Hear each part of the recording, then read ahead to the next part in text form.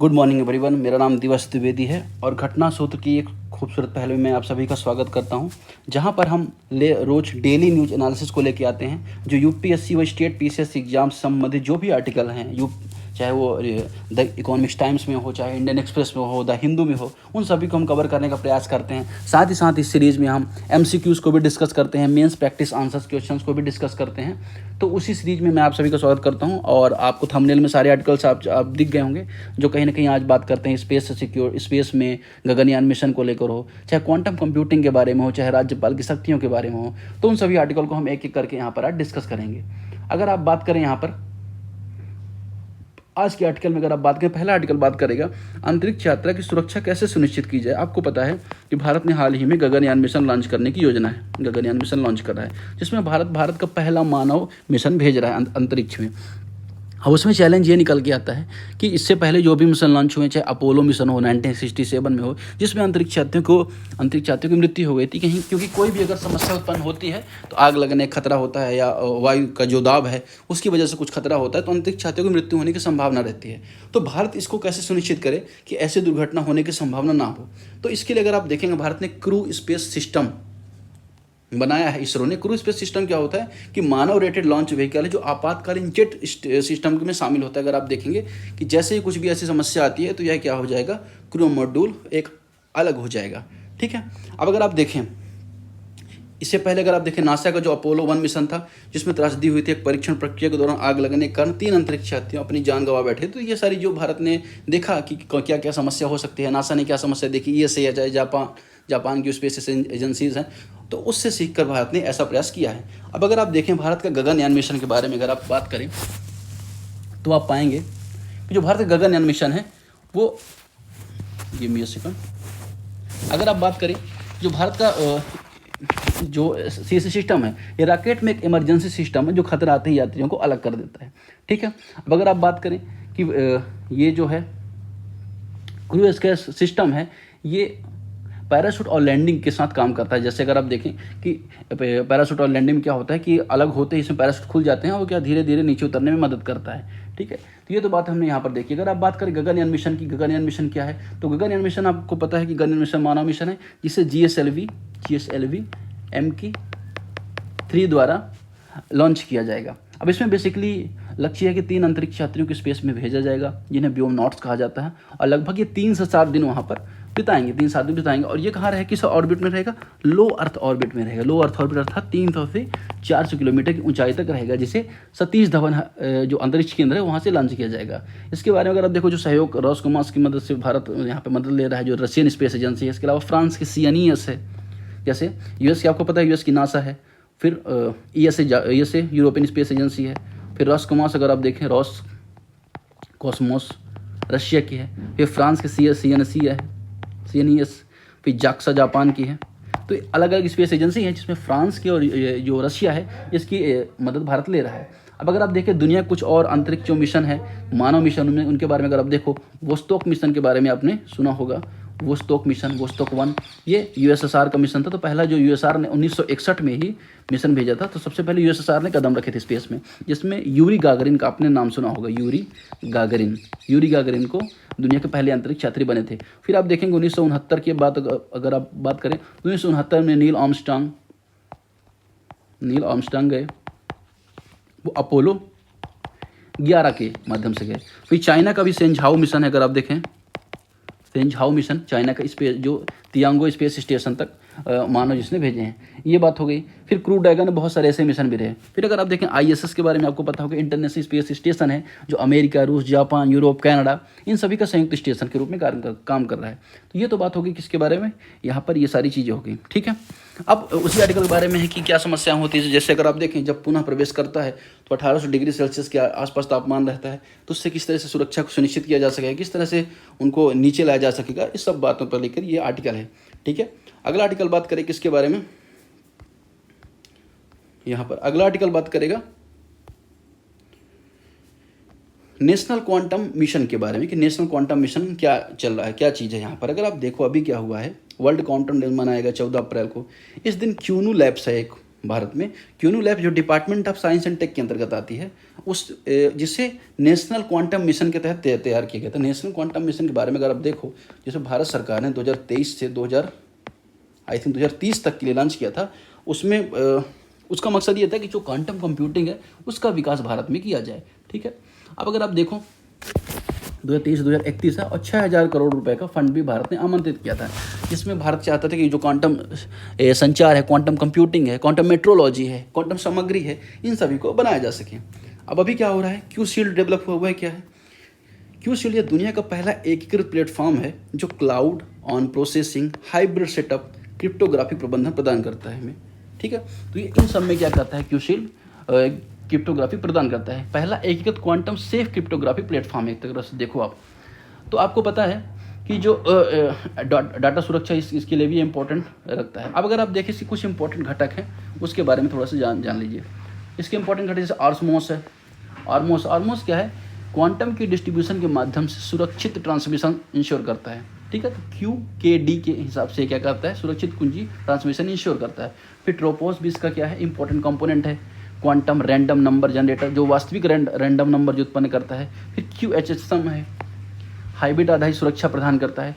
फिर post quantum cryptography है जो NIST द्वारा प्रमाणित एल्गोरिदम है, जो भविष्य में जो क्वांटम हमले होंगे उससे क्या करेगा, बचाएगा। तो ये पोस्ट क्वांटम क्रिप्टोग्राफी है। तो क्यू शील्ड के 4 घटक है, आर्मोस, ट्रोपोस, QHSM व पोस्ट क्वांटम क्रिप्टोग्राफी। अब अगर आप देखें कुंजी निर्माण में हो, चाहे संचार नेटवर्क को सुनिश्चित करना हो, है ना, ये सारी सुरक्षा यह प्रदान करता है। उद्यमों को लाभ क्या होने वाला है? उद्यमों को अगर आप देखें कि स्केलेबिलिटी की सुरक्षा होगी, बड़े स्तर पर डाटा सिक्योर किया जा सकेगा, फ्लेक्सिबल इसकी तैनाती की जा सकेगी, क्योंकि क्लाउड, ऑन प्रीमाइसेस, हाइब्रिड तीनों वातावरण में इसका उपयोग होता है, तो इसकी जो तैनाती है आसान हो सकेगी। ठीक है, और फ्यूचर में जो भी क्वांटम पर हमले होने वाले हैं उसके लिए एडवांस तैयारी की जा सकती है। अब क्यूनू लैब्स के बारे में अगर आप बात करें तो क्यूनू लैब्स को 2016 से इसको संचालित किया जा रहा है IIT मद्रास के अंतर्गत। ठीक है, इसका फोकस क्या है, क्वांटम सुरक्षित साइबर सुरक्षा को इंश्योर करना। तो ये तो बात हो गई किसके बारे में, क्वांटम टेक्नोलॉजी के बारे में, ये इस आर्टिकल में। अब इसी में एक चीज़ और आती है, क्वांटम कंप्यूटिंग क्या है। अगर आप देखें क्वांटम कंप्यूटिंग क्या है, जनरली जो कंप्यूटर होते हैं 0 या 1 के फॉर्मेट में काम करते हैं, 0 1 में, लेकिन जो क्वांटम कंप्यूटिंग 7 में काम करती है, तो कैलकुलेशन क्या काफ़ी फास्ट हो जाता है इसमें। अब इसमें अगर आप देखें ये क्या करता है, जो क्वांटम कंप्यूटर है 3 मैकेनिक्स का उपयोग करता है, 3 मैकेनिक्स। पहला क्या है, सुपर पोजिशन का उपयोग करता है, सुपर पोजिशन का उपयोग करता है। दूसरा आप अगर देखो इंटेंगलमेंट का उपयोग करता है। तीसरा अगर आप देखो क्वांटम टनलिंग का उपयोग करता है, क्वांटम टनलिंग का उपयोग करता है। इन तीनों का उपयोग करता है क्या, क्वांटम कंप्यूटिंग। ठीक है, अब जो क्वांटम कंप्यूटिंग होती है इसकी यूनिट्स के बारे में आपको पता है, क्यूबिट क्या होती है, इसकी यूनिट होती है। अब सुपरपोजिशन या इंटेंगलमेंट या क्वांटम टनलिंग के बारे में अगर जानो तो ये सुपरपोजिशन क्या होता है, क्यूबिट एक साथ एक स्टेट में रह सकता है। फिर इंटेंगलमेंट 2 क्यूबिट के बीच संबंध के बारे में बताता है कि एक का प्रभाव दूसरे पर तुरंत पड़े। ठीक है, तो ये तो बात होती है टेक्नोलॉजी, कौन कौन सी टेक्नोलॉजी इसमें यूज होती है। ठीक है, इसके एप्लीकेशन अगर आप देखो साइबर सिक्योरिटी हो, फार्मास्यूटिकल्स हो, हेल्थ केयर हो, नई दवा बनाना हो, उसको तेज सिमुलेशन करना हो, उसका है बायो सिस्टम जनरेट करना हो, फिर फाइनेंसिंग हो, बैंकिंग में जो फाइनेंस जो रिस्क होते हैं उनको मेजर करना हो, एनालिसिस करना हो, तो इसका उपयोग होता है। AI या मशीन लर्निंग में भी इसका उपयोग होता है। वेदर फोरकास्टिंग, इन सब में क्या उपयोग होता है। अब अगर बात करें यहाँ पर QSIM टूल, भारत का पहला क्वांटम कंप्यूटर जो सिमुलेटर है जो IIT रुड़की ने डेवलप किया है CDEC की मदद से, ये बात हो गई। तो हमने यहाँ पर जो क्वांटम मिशन है, क्यूबिट्स है, क्यू शील्ड, इसके बारे में इस आर्टिकल में देखा। अगला आर्टिकल अगर बात करें गांधी सागर में चीता पुनर्स्थापन की। ठीक है, अगर आप बात करो गांधी सागर चीता पुनर्स्थापन की, तो आपको पता है कि चीता रिहेबिलिटेशन भारत सरकार ने शुरू किया था, जिसमें भारत सरकार का पर्पज ये था कि 1952 में जो चीता विलुप्त हो गए थे भारत से, उनको क्या किया जाए, उनको फिर से वापस लाया जा सके। अब उनको वापस लाया गया तो सबसे पहले उनको कहाँ रखा गया, Kuno Palampur national park. Kuno Palampur national park अगर आप बात करो मध्य प्रदेश में है। मध्य प्रदेश में बेसिकली अगर आप देखें 10 राष्ट्रीय उद्यान हैं, जिसमें से कूनो पालमपुर राष्ट्रीय उद्यान हो गया, बांधवगढ़ राष्ट्रीय उद्यान हो गया, कान्हा किसली हो गया, पेंच राष्ट्रीय उद्यान हो गया, संजय जो राष्ट्रीय उद्यान है वह हो गया, है ना। तो इस तरह से अगर आप देखें 10 राष्ट्रीय उद्यान है, जिसमें कूनो पालमपुर राष्ट्रीय उद्यान जो है मध्य प्रदेश के इस हिस्से में, अगर अभी आप देखें ये मध्य प्रदेश का अगर नक्शा है तो इस रीजन में क्या है, कूनो पालमपुर राष्ट्रीय उद्यान है। अब वहीं पे एक अभ्यारण्य गांधी सागर अभ्यारण्य। तो अभी क्या हो रहा था कि जो सारे चीते थे कूनो पालमपुर में रखे गए थे, लेकिन योजना यह थी कि बाद में इन्हें किसी और अभ्यारण्य में ट्रांसफ़र किया जाएगा। तो अभी योजना है कि गांधी सागर जो वन्य जीव अभ्यारण्य है उसमें इनको ट्रांसफ़र किया जाए। ठीक है, गांधी सागर वन्य जीव अभ्यारण्य के बारे में अगर आप बात करें तो यहाँ क्या समस्या आ रही है यहाँ पे समस्या ये आ रही है कि एक तो तेंदुए की संख्या यहाँ पर है, तो तेंदुओं को यहाँ से रिलोकेट किया जा रहा है। दूसरा अगर आप देखें जो फूड की समस्या आ रही है कि जो क्या है कि जो चीते हैं उनके लिए जो शाकाहारी जीव हैं उनकी उपस्थिति पर्याप्त मात्रा में नहीं है, तो उनके लिए प्रयास किया जाना, फिर बाड़े बनाने की समस्या थी। तो ये सारी समस्याएं हालांकि हैं, लेकिन इन पर भी लगातार काम किया जा रहा है और यहाँ पर गांधी सागर में चीता को रिलोकेट किया जा रहा है। इसके अलावा अगर आप देखो चीता मित्र के बारे में इस आर्टिकल बात करता है कि जो चीता मित्र हैं उनके लिए एसओपी तैयार की गई है कि चीता मित्र की तैनाती ज़्यादा से ज़्यादा की जा सके। जो कहीं ना कहीं बहुत सारी वीडियोस आप देखते हैं वायरल होती है कि चीते के साथ बहुत फ्रेंडली हो रहे हैं कुछ लोग, उनके क्लोज हो रहे हैं सारी चीज़ें, तो वो कहीं ना कहीं चीता मित्र उन्हें कहलाते हैं जिनका इंट्रैक्शन बहुत अच्छा होता है चीते से। इसके अलावा ये सब काम अगर आप देखें चीता परियोजना स्टीयरिंग कमेटी है जो NTCA के द्वारा गठित है, उसके द्वारा ये सारी चीज़ें संचालित की जा रही हैं। कुछ यहाँ पे बात करता है मृत्यु असफलताएं कि चीता कि कई बार ऐसे प्रयास किए गए जिसमें अगर आप देखें 30 से 40% चीतों की मृत्यु हो गई, क्योंकि जो जलवायु परिवर्तन है, मौसम परिवर्तन है, कहीं देखिए उसे अडॉप्ट नहीं कर पाती, जिस वजह से क्या होता है चीतों की मृत्यु हो जाती है। वह भी यहाँ पे बात हो रही है। अगला आर्टिकल बात कर रहा है कि AI की मदद में शिक्षा सुधार के लिए सही समय है। अगर आप देखें यहाँ पर पहले क्या होता था कि आप AI का यूज़ AI की जगह गूगल का यूज़ ज़्यादा था। जब भी हमें कुछ पढ़ना होता था या कुछ हमें सर्च करना होता था हम गूगल का यूज़ करते थे। गूगल हमें बहुत सारी लिंक देता था, उस लिंक में जाते थे, फिर हम वहाँ पे चीज़ों को देखते थे। अभी क्या हो रहा है कि अभी आप ChatGPT का उपयोग कर रहे हैं, वेरियस लिंक का यूज़ करके आप क्या करते हैं, अब जो भी आवश्यक है उसको तुरंत वहाँ पर जनरेट कर ले रहे हैं। तो क्या हो रहा है, इससे समय बचत हो रही है और कहीं ना कहीं जो शिक्षा है वो आपकी तीव्र हो रही है, कहीं ना कहीं समय आपकी बचत हो रही है, जिससे समय आप दूसरी जगह पे आप यूटिलाइज कर पा रहे हैं। तो उसके बारे में यहाँ पे बात कर रहे हैं। लेकिन यहाँ पे कुछ चैलेंजेस की भी बात कर रहा है। ऐसा लग रहा है कि जो इंस्टीट्यूट हैं उनका कहीं ना कहीं अल्टरनेट ना आ जाए, टीचर्स का अल्टरनेट ना आ जाए कि टीचर्स ही रिप्लेस हो जाए, ये सारे चैलेंजेस हैं। लेकिन अगर आप देखें AI क्या कर रहा है, टीचर्स की हेल्प कर रहा है एक बेहतर एजुकेशन एनवायरनमेंट प्रोवाइड करवाने में, ना कि किसी भी ऐसे सिस्टम को या टीचर्स को रिप्लेस करने में।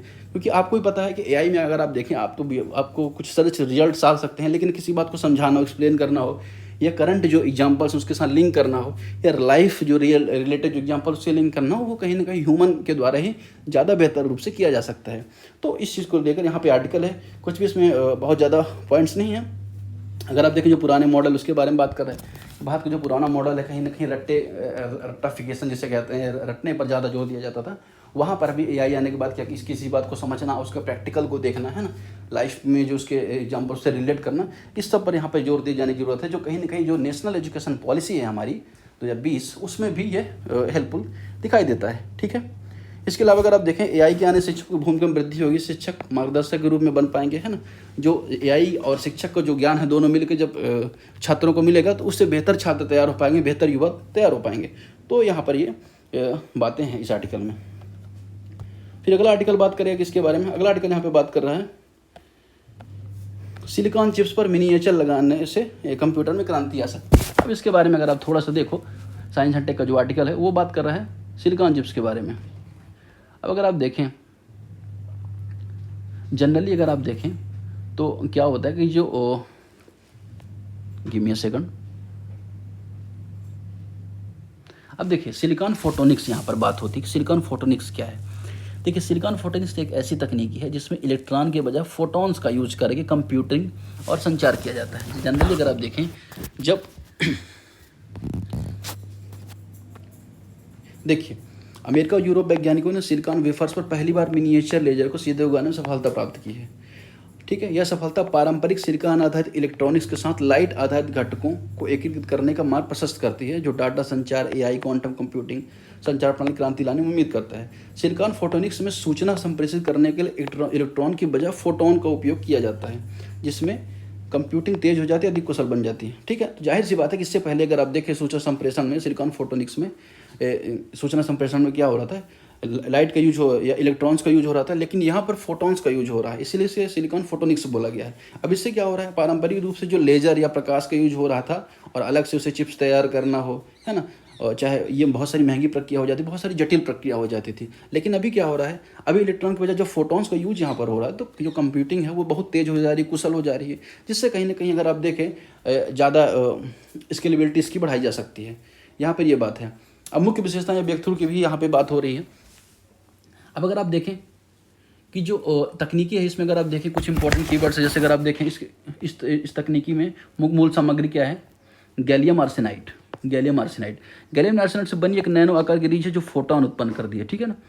अब ब्रेक थ्रू, पहली मोनोलिथिक या पूरी तरह से एकीकृत लेजर को 300 मिलीमीटर सिलिकॉन वेफर का सीधे उगाई जाती है। लेजर गैलियम आर्सेनाइड से बनी एक नैनोमीटर आकार की रिज है जो फोटोन उत्पन्न करती है। ठीक है, तो इसके बारे में यहाँ पे फोटोन और इलेक्ट्रॉनिक कंप्यूटर में अगर आप देखें तो इलेक्ट्रॉन्स में अगर आप देखें, अगर आप बात कर लें फोटॉन्स की बात कर लें, जिसे हाल में भी इंटीग्रेट किया गया और इलेक्ट्रॉन्स पर आधारित देखें तो इसमें जो गति होती है सीमित होती है। लेकिन अगर आप देखें फोटॉन्स का जब यूज हो जाता है तो इसकी गति बहुत तेज़ हो जाती है डाटा की संचार की। फिर ऊर्जा खपत इसमें ज़्यादा होती है इलेक्ट्रॉन्स के थ्रू, यहाँ पर ऊर्जा खपत कम होती है, इसमें गर्मी ज़्यादा उत्पन्न होती है और फोटॉन्स के यूज करने से यहाँ पर गर्मी कम उत्पन्न होती है। साथ ही साथ इलेक्ट्रॉन्स के यूज करने से डाटा की जो कैपेसिटी है वो कम होती है, डाटा कैपेसिटी कम होती है, यहाँ पर डाटा कैपेसिटी ज़्यादा होती है। तो इससे क्या है, बहुत सारे पॉजिटिव एप्लीकेशन यहाँ पर निकल के आते हैं। फिर फोटोनिक चिप्स के बारे में यहाँ पे बात कर रहा है, तो ये आर्टिकल इस बारे में आपको बता रहा है। अगला आर्टिकल बात कर रहे हैं कैसे सरकार की नीतियाँ किसानों को पराली जलाने की समस्या को बढ़ाती हैं। अगर आप देखें सरकार की जो नीतियाँ हैं वो किस तरह से पराली जलाने की समस्या किसानों को बढ़ाती हैं। पराली की समस्या अगर आप देखोगे नॉर्थ दिल्ली खासतौर पर एनसीआर रीजन हो, उत्तर प्रदेश का पश्चिमी भाग हो, इसके अलावा हरियाणा हो, पंजाब में देखी जाती है, जहाँ पर किसान फसल कटने के बाद उसकी जो अवशेष हैं उसको खेत में जला देते हैं। क्योंकि किसानों को नई फसल उगानी होती है, उनके पास कोई भी इतनी तकनीकी या इस चीज़ें उपलब्ध नहीं होती जिससे क्या कर सकें वो लंबे समय तक उसमें टाइम लगा सके और उनकी फसल की देरी होने की वजह से पराली को जला देते हैं। अब ये पराली जलाने से बहुत सारी समस्या उत्पन्न होती है। आपको पता है कि नॉर्थ दिल्ली में अगर आप देखें 40% जो ठंडी पोल्यूशन उत्पन्न होता है, जिसमें PM 2.5 की जो मात्रा है वो लगातार बढ़ जाती है। तो ये सारी समस्या नॉर्थ दिल्ली में उत्पन्न हो जाती है। लेकिन अभी का जो आर्टिकल है जिसमें क्या हो रहा है कि IIM अमृतसर के सुजीत रघुनाथ दास जगदाले हैं, जावेदम शेख हैं, ये क्या कर रहे हैं कि इन्होंने बताया कि राज्य की नीतियाँ भी इसके लिए जिम्मेदार हैं। अब अगर आप देखें पंजाब हरियाणा में एक सामान्य प्रथा है, धान की फसलों की कटाई के बाद खेतों को जल्दी साफ करने के लिए की जाती है। सरकारी नीतियाँ बाजार संरचना अक्सर छोटे किसानों को दंडित करती हैं, लेकिन फसल मूल्य निर्धारण करना हो, चाहे उसकी खरीदारी करना हो, इनपुट सब्सिडी को जल्दी एलोकेट करना हो, मशीनों को अगर आप देखें हैप्पी सीडर जैसी मशीन आ चुकी हैं जो कहीं ना कहीं पराली को सदुपयोग करने की बात करती हैं, उनका प्रॉपर ना पहुँच पाना हो, तो ये सारी समस्या से किसान खासतौर पर छोटे किसान ज़्यादा परेशान होते हैं, जिससे उनको आसान रास्ता ही लगता है कि पराली को जला दो। ये सारी समस्या होती है। लेकिन अगर आप देखें उसके बहुत सारे इम्प्लीकेशन होते हैं, नेगेटिव इम्प्लीकेशन दिखाई देते हैं।